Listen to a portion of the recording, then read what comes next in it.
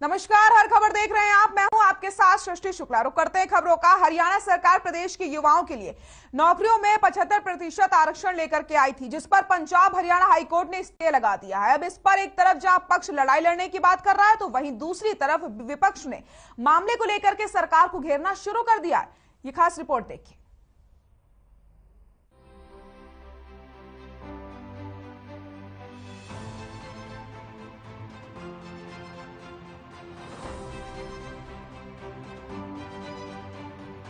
हरियाणा सरकार ने हाल ही में एक बड़ा फैसला लिया था और वो फैसला था हरियाणा के युवाओं को निजी क्षेत्र में 75% आरक्षण देने का।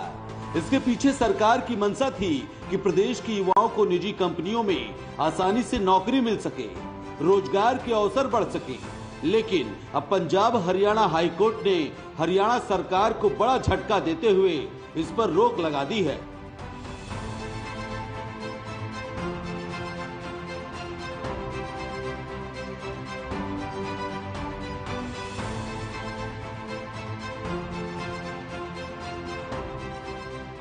दरअसल गुरुग्राम इंडस्ट्रियल एसोसिएशन ने सरकार के इस फैसले को हाई कोर्ट में चुनौती दी थी।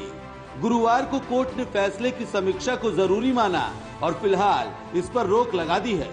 याचिकाकर्ताओं ने कोर्ट में कहा कि निजी क्षेत्र में योग्यता और कौशल के आधार पर लोगों को जॉब दी जाती है। अगर निजी कंपनियों से कर्मचारियों को चुनने का अधिकार ही छीन लिया जाएगा तो वो अपने कारोबार को आगे कैसे बढ़ा पाएंगे। याचिका में कहा गया कि हरियाणा सरकार का ये फैसला योग्य लोगों के अधिकारों का हनन है। ये फैसला उन पढ़े लिखे युवाओं के अधिकारों का हनन है जो कि अपने टैलेंट के आधार पर देश के किसी भी हिस्से में नौकरी करने के लिए स्वतंत्र हैं। गुरुग्राम इंडस्ट्रियल एसोसिएशन के वकील ने कोर्ट से कहा कि ये कानून लागू होने से निजी क्षेत्र को नुकसान होगा और हरियाणा में अराजकता की स्थिति पैदा हो सकती है। इस कानून से हरियाणा के विकास को नुकसान होगा और बाहर से आए लोग पलायन करने के लिए भी मजबूर हो सकते हैं।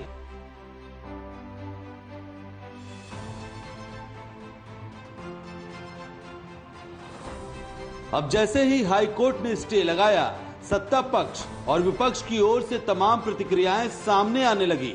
जहां सत्ता पक्ष ने कहा कि हम मजबूती से केस लड़ेंगे और जीतेंगे भी, तो वहीं विपक्ष ने कहा कि सरकार कोर्ट के अंदर अपना पक्ष ही नहीं रख पाई और ये सरकार का एक जुमला था जिस पर हाई कोर्ट ने स्टे लगा दिया।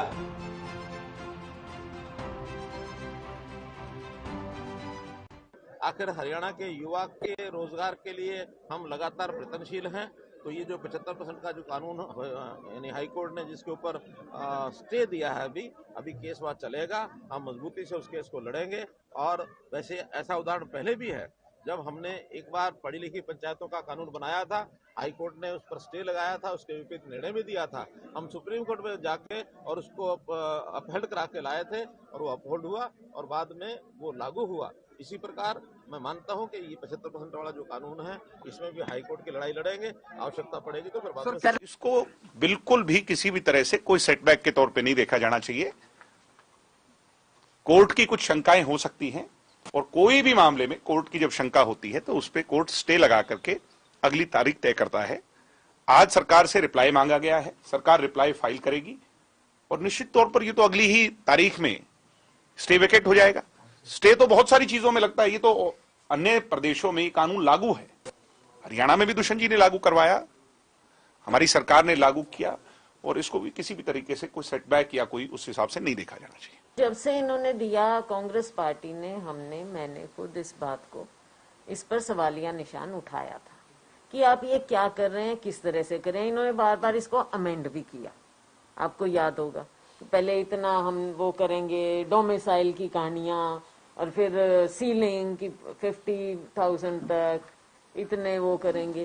तो ये पहले दिन से साफ नजर आ रहा था कि ये केवल लोगों को, हरियाणा के युवाओं को बरगलाने की बात थी। और वो अगर हाईकोर्ट की रोक लगी है, किस बात पर लगी है इसका मुझे जानकारी नहीं है, आपसे ही जानकारी मिली है। लेकिन ये बुनियादी रूप से केवल युवाओं को बरगलाने का एक और पैंतरा था और एक और जुमला था। सरकार का युवकों को 75% रोजगार देना जो है वो जुमला बनकर साबित हो गया है। आज कोर्ट ने जो है उसके ऊपर जो है रोक लगा दी है और मैं केवल ये पूछना चाहती हूँ कि सरकार ने ऐसा कानून क्यों बनाया जिस कानून के अंदर इतनी खामियां थी कि सरकार जो है उसकी पैरवाई सही तरीके से जो है कोर्ट के सामने नहीं कर पाई। तो ये स्पष्ट है कि इनका मकसद केवल बेरोजगार जो हमारे बच्चे जो घूम रहे हैं उनको गुमराह करने का मकसद इस सरकार का था, वो और आज साबित हो गया है। आपको बता दें कि स्थानीय व्यक्ति रोजगार अधिनियम 2020 15 जनवरी को ही प्रदेश में लागू हुआ था। इस कानून को 10 साल तक प्रभावी रहने की बात भी कही गई थी। स्टार्टअप को कानून में 2 साल की छूट रहने की बात भी कही गई थी। साथ ही ITI पास युवाओं को रोजगार में प्राथमिकता देने को कहा गया था।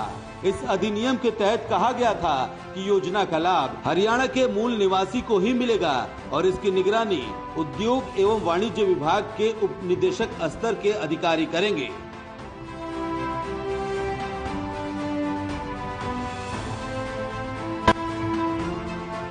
बहरहाल अब पंजाब हरियाणा हाई कोर्ट की ओर से इस कानून पर स्टे लगा देने से हरियाणा सरकार के लिए एक बड़ा झटका माना जा रहा है। ब्यूरो रिपोर्ट, हर खबर।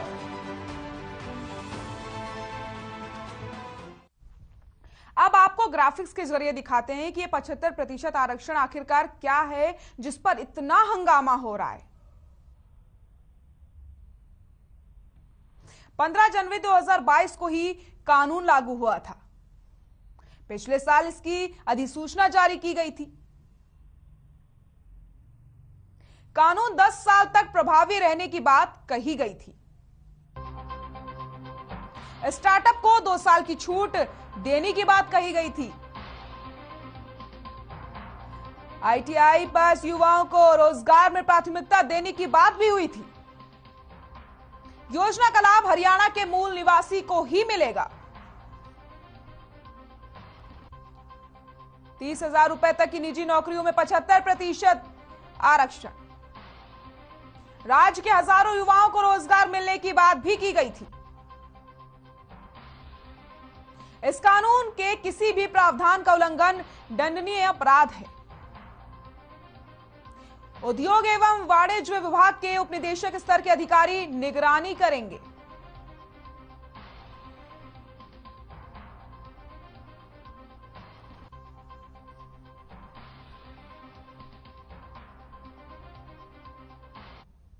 हरियाणा के मुख्य सचिव संजीव कौशल ने प्रशासनिक सचिवों के साथ 100 करोड़ रुपए से ज्यादा की परियोजनाओं की समीक्षा बैठक की अध्यक्षता करी। उन्होंने सभी अधिकारियों को निर्देश दिया कि परियोजनाओं को समय से पूरा किया जाए।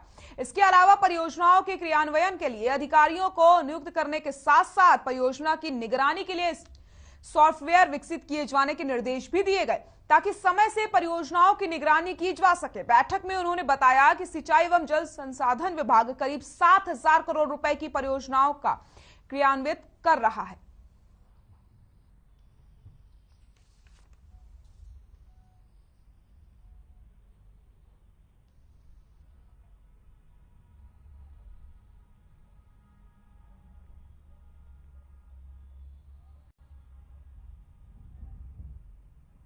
तो आपको बताते चलें, समय पर सारी योजनाएं पूरी की जाएंगी। इसको लेकर के आदेश जारी कर दिए गए हैं। चंडीगढ़ से आपको हम खबर बता रहे हैं। पंजाब में होने वाले विधानसभा चुनाव को चलते महिला सशक्तिकरण का मुद्दा छाया हुआ है। बीजेपी सांसद इंदु गोस्वामी ने पार्टी की तारीफ करते हुए कहा कि बीजेपी ही ऐसी पार्टी है जो महिलाओं को प्राथमिकता देती है।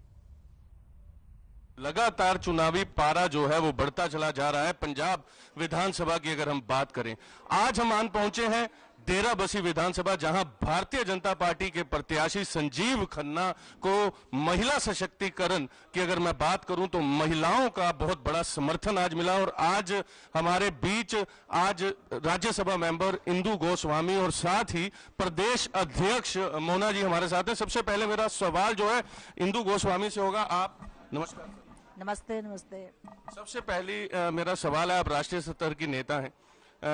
यूपी उत्तर प्रदेश के चुनाव की बात मैं करूं तो प्रियंका गांधी ने बेटी हूं लड़ सकती हूं नारा दिया, और यहां पर पंजाब की अगर मैं बात करूं तो यहां धी पंजाब दी अपना हक जान दी, ये महिला सशक्तिकरण को लेकर के। लेकिन टिकटें आवंटित करने की बात हो तो टिकटें जो है वो जमीनी स्तर पर वो 40% तो छोड़िए 15% तक नहीं दी गई, क्या कहें?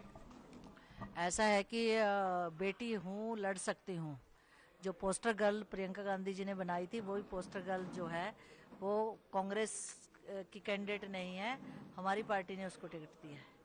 तो यहीं से जवाब मिल जाता है। मैं जब प्रियंका गांधी ने जब 40% आरक्षण का मुद्दा उठाया था कि मैं 40% आरक्षण महिलाओं को दूंगी, तो उसके पीछे भी वही चीज़ साफ झलकती है जो मैं 1000 रुपया केजरीवाल का वो जो महिलाओं को एक सब्ज बाग दिखा रहे हैं ना, कि महिलाएं सिर्फ 1000 रुपये में आपको वोट दे देंगी। नहीं, महिलाओं को इतना कम में नहीं आंकना चाहिए। वही प्रियंका गांधी जी ने किया। चुनाव के दौरान 40% महिलाओं की उनको याद आ गई, उससे पहले क्यों नहीं आई भाई? पिछले 50-60 सालों से आप देश में और प्रदेशों में शासन कर रही हैं, तब आपको 40% आरक्षण की बात क्यों नहीं आई? भारतीय जनता पार्टी ने महिलाओं को संगठन में, सरकार में नेतृत्व देके उनका सशक्तिकरण किया है। और मेरा ये मानना है कि जब आप चुनाव में किसी महिला को उतारते हैं, चाहे वो महिला का फेस हो या पुरुष का फेस हो, उसको पहले उस विधानसभा क्षेत्र में सामाजिक रूप से तैयार किया जाता है। आप जब मैदान में एक महिला के रूप में उतरते हैं तो आप वहां से सोशली कितनी सशक्त हैं, वहां आपको संगठन ने कितना तैयार किया है। आप एकदम मैदान में महिलाओं को उतार देंगे तो एक महिलाओं के प्रति जो एक मुद्दा उठता है कि हम लोग राजनीति में सक्षम नहीं है। अगर महिला हार जाएगी किसी दिग्गज के आगे तो फिर क्या होगा? क्योंकि राजनीति में तब तक कोई भी व्यक्ति सफल नहीं हो सकता जब तक वो सामाजिक रूप से वहां अपनी पहचान ना रखता हो, उस चेहरे को वहां वोटर जानते ना हो, उसको पहचानते ना हो। भारतीय जनता पार्टी ने ये काम किया है और वो तो आज 40% आरक्षण की बात कर रहे हैं। हमारे प्रधानमंत्री जी के नेतृत्व में जब से दिल्ली में भारतीय जनता पार्टी की सरकार सत्ता में आई है और प्रधानमंत्री जी के नेतृत्व में जब से हम शासन और प्रशासन में बैठे हैं, तब से महिलाओं को बहुत तवज्जो दी गई है। और ऐसे ऐसे पदों में रक्षा मंत्री पहली बार जो है एक महिला बनी कैबिनेट में, केंद्रीय मंत्रिमंडल में। फॉरेन अफेयर्स मिनिस्टर पहली बार महिला बनी। फाइनेंस वित्त जैसा विभाग एक महिला को दिया गया। इससे बड़ा विश्वास और महिलाओं में क्या होगा? मोदी जी ने सिर्फ पद नहीं दिया, उसके पीछे पूरे समाज को संदेश दिया कि महिलाओं को राजनीति में भी महत्वपूर्ण भूमिका निभानी है और महिलाओं को जहां भी जगह दी जाती है वो अपने आप को सक्षम साबित करती हैं। ये संदेश अगर दिया है तो भारतीय जनता पार्टी ने पूरे समाज को, पूरे देश को दिया। बात आपने महिलाओं की और आपने कहा कि वित्त मंत्री महिला हैं, तो मैं बात करूंगा इस बार के बजट की। बजट में आंगनवाड़ी में तवज्जो दी गई है और उसका आंगनवाड़ी वर्कर्स हों और इससे संबंधित जितनी स्कीम्स हों उसमें बजट को बढ़ाया गया है। तो कैसे देखते हैं महिलाओं को इसका कितना फायदा? महिलाओं को निश्चित रूप से जब से खास करके मैं ये इरा कहूंगी, नरेंद्र मोदी जी जब से देश के प्रधानमंत्री बने हैं, हर स्कीम महिलाओं के हितों से जुड़ी है। चाहे वो आवास योजना हो, उज्ज्वला योजना हो, जन धन योजना हो, मुद्रा बैंक योजना हो, जितनी भी योजनाएं हैं, चाहे वो शौचालय बनाने के, स्वच्छ भारत के तहत शौचालय बनाने हैं, बिजली पानी है, क्योंकि मूलभूत सुविधाएं जिस घर में होती हैं उस घर की महिला सुखी होती है। अगर परिवार सुखी और समृद्ध होता है तो उस परिवार की महिला भी सबल और समृद्ध होती है। ये तो थी राष्ट्रीय स्तर की बात। मोना जी, आप अध्यक्ष हैं महिला सेल की, बीजेपी पंजाब की। प्रदेश की अगर मैं बात करूं तो दूसरी जो आपके विरोधी धड़े हैं, और इस बार श्रोमणी अकाली दल से आप अलग होकर पहली बार चुनाव लड़ रहे हैं, महिलाओं का रुझान, क्योंकि अभी उत्तर प्रदेश से एक बीजेपी महिला कैंडिडेट है और उनके पति जो है वो कांग्रेस में थे, उनकी टिकट काट दी, तो इसे कैसे देखते हैं? नहीं, ऐसा नहीं है। आपने देखा होगा कि महिलाओं का रुझान पूरे पंजाब में, क्योंकि इससे पहले आपको दीदी बताना भूल गए कि हम लोग पूरे पंजाब का दौरा कर रहे हैं। आज से हमने शुरू किया है, पूरे पंजाब में हम अपनी 60 सीटों जितनी मतलब पूरी सीट 65 सीटों पर पहुंचेंगे और महिला सशक्तिकरण आपको देखने को मिलेगा कि कितना ज्यादा है। इस बार महिलाओं में मोदी जी के कारण बहुत ज्यादा उत्साह मिल रहा है। आज आपने डेराबस्सी हल्के में कन्वेंशन की है और संजीव खन्ना प्रत्याशी के तौर पर महिलाओं का काफी रुझान जो है भारतीय जनता पार्टी में देखने को मिला, तो क्या लगता है डेराबस्सी हल्के को और खास तौर पर महिलाओं में क्या रुझान आपने आज? आप डेराबस्सी हल्के की बात करते हैं, मुझे लगता है पूरे पंजाब भर में महिलाओं को पूरा उत्साह है और वही पूरा हमारी पंजाब की सरकार बनाएंगी और सरकार हमारी बनने जा रही है। मोना जी, मेरा आखिरी प्रश्न है कि बार बार विरोधी धड़े भी महिला सशक्तिकरण की बात करते हैं, लेकिन जब बात एग्जीक्यूशन की आती है तो करनी और कथनी में फर्क होता है। तो भारतीय जनता पार्टी, जैसा कि अभी मैडम ने भी कहा कि वित्त मंत्री हमारी महिला है, महिला सशक्तिकरण नरेंद्र मोदी जी जब से प्रधानमंत्री बने हैं तो देश में महिला को पहली प्राथमिकता दी जा रही है। तो क्या लगता है अगर भारतीय जनता पार्टी की सरकार पंजाब में बनती है तो क्या आगे आने वाले समय में महिलाओं के लिए क्या आप देखती है पंजाब? आपने इससे पहले एक उनसे क्वेश्चन किया था कि 40% वाला जो भी आपने किया, लेकिन आप देखिए जितनी भी आप नजर मारोगे, चाहे कांग्रेस है, चाहे आम आदमी पार्टी है, चाहे अकाली दल है, हमारा आंकड़ा बराबर ही है। जो टिकट रेशो का आंकड़ा है हमारा बराबर ही जा रहा है। और आने वाले टाइम में बीजेपी को आगे भी, बीजेपी में महिला का बहुत मान सम्मान होता है और जितनी भी जो हमारी सरकार बनेगी, चेयरमैन आएंगी और कॉर्पोरेशन जो भी आएगा उनमें पूरी उनकी हिस्सेदारी रहेगी। और पीछे आपने देखा होगा कॉर्पोरेशन के इलेक्शन थे तब उनको 50% भी मतलब उनको इलेक्शन लड़ाया गया था। बहरहाल ऊंट किस करवट बैठेगा ये तो आने वाला समय बताएगा। तो समय के गर्भ में आप देखते रहे हर खबर। कैमरा पर्सन अशोक के साथ मैं स्वर्ण, नमस्कार। पंजाब में विधानसभा चुनाव नजदीक है, ऐसे में चुनावी सरगर्मियां तेज हो चुकी हैं। इसी बीच राजनीतिक उथल पुथल का दौर भी जारी है। नेताओं का एक पार्टी से दूसरी पार्टी में जाने का सिलसिला थमने का नाम नहीं ले रहा। इसी कड़ी में पंचकुला की कांग्रेस प्रभारी और क्रियाशील सभा की अध्यक्ष मनीषा ने बीजेपी की सदस्यता ले ली है। मानेसर नगर निगम के गठन को लगभग 1 साल बीत चुका है और अब कहीं ना कहीं यहाँ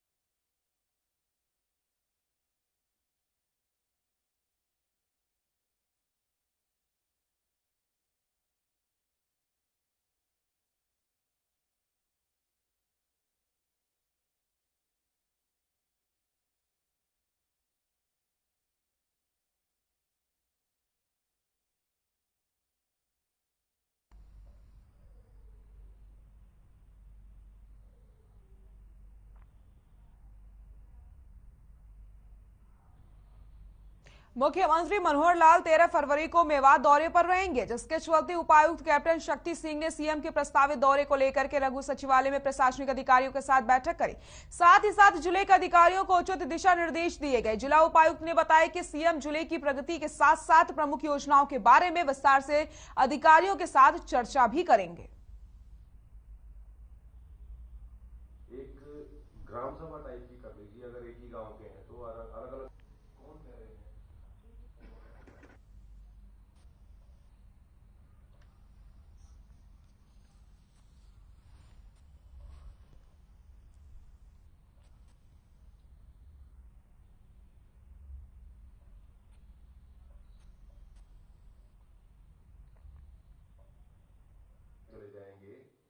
प्रस्तावित कार्यक्रम है, अभी तक टेंटेटिव जो आया है वो 13 तारीख का है। 13 तारीख को माननीय मुख्यमंत्री जी आएंगे, जिले की जो एस्पायरेशनल डिस्ट्रिक्ट के KPIs हैं उनको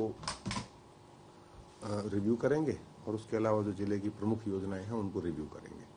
तो उस सिलसिले में आज एक सभी अधिकारियों की मीटिंग ली थी, जिसके अंदर जो हमारी अब तक की प्रोग्रेस है उसको रिव्यू किया है। जो CM अनाउंसमेंट्स और अदर डेवलपमेंट वर्क्स चल रहे हैं उनका प्रेजेंट स्टेटस क्या है, कहीं कोई रुकावटें तो नहीं हैं, और अगर वो काम ठीक से नहीं चल रहा है तो उसको ठीक से कैसे चलाया जाए।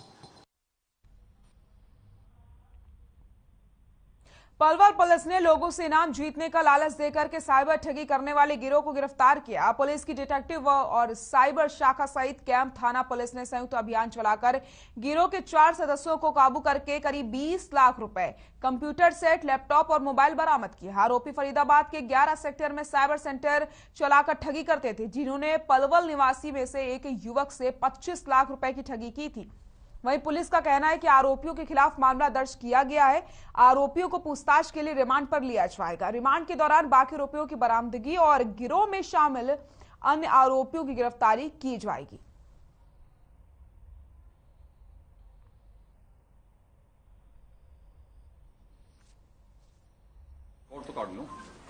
ध्रुव Vats, resident of Shiv colony Palwal की तरफ से कंप्लेंट मिली थी कि उनके साथ अबाउट 25 लाख समथिंग का फ्रॉड हुआ है, साइबर फ्रॉड। तो हमने 1 तारीख को एफआईआर दर्ज की और एसपी पलवल के निर्देश पर एक जॉइंट टीम बनाएगी।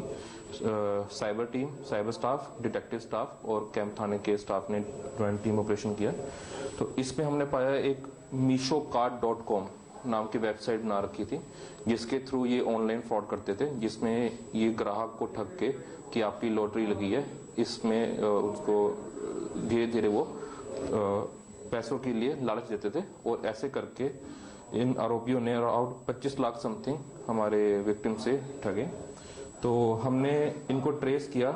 हमने सेक्टर 11 फरीदाबाद में इनका साइबर सेंटर पाया, जहां पर हमने 4 लोगों को अरेस्ट किया है कल। ओवरलोड गाड़ियों पर लगाम लगाने के लिए माइनिंग विभाग ने कमर कस ली है और मुस्तैद नजर आ रहा है। वहीं इस दौरान माइनिंग विभाग का एक ऐसा सीसीटीवी फुटेज सामने आया है जो विभाग की कार्रवाई पर सवाल खड़े कर रहा है। यमुनानगर में जब एक लक्कड़ से भरे ओवरलोड ट्रक को रोकने की कोशिश की गई, लेकिन ट्रक नहीं रुका, जिसके बाद माइनिंग विभाग के कर्मचारियों ने ट्रक ड्राइवर को आगे जाकर एक साइड में रोका और उसे पीटना शुरू कर दिया। ये पूरी घटना वहां लगे सीसीटीवी में कैद हो गई।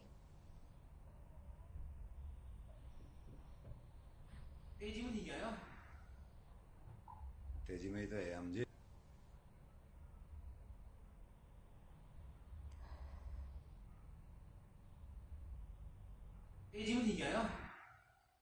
मैं गाड़ी लेकर जा रहा था भोजपुर गांव में। एक पीछे से बिलोरो आई, हॉर्न दे रही। मैंने कहा साइड से रोकूंगा आगे और डंडे दिखाने लगे। मैंने चलता रहा। मैंने आगे गाड़ी लगाई, पीछे से आए एकदम मेरे से उतर के जान लगा फैक्ट्री में को। आते ही मारना शुरू कर दिया और बोले गाड़ी लेकर चल। मैंने कहा गाड़ी नहीं जाएगी, आगे खंभे हैंगे, तार हैंगे। बोले नहीं, फिर मारना शुरू कर दिया। बोले लेकर चल। पलवल में केएमपी एक्सप्रेसवे के पास महेशपुर गांव में चल रहे ढाबे पर एक युवक का शव फांसी के फंदे पर लटका मिला। मृतक के परिजन हत्या की आशंका जता रहे हैं। वहीं पुलिस मामले की जांच में जुटी है। मृतक का नाम नरेश है, जो शादीशुदा था, जिसके 2 छोटे छोटे बच्चे हैं। वो पिछले काफी समय से केएमपी पर अपने खेत में टीन डालकर ढाबा चला रहा था।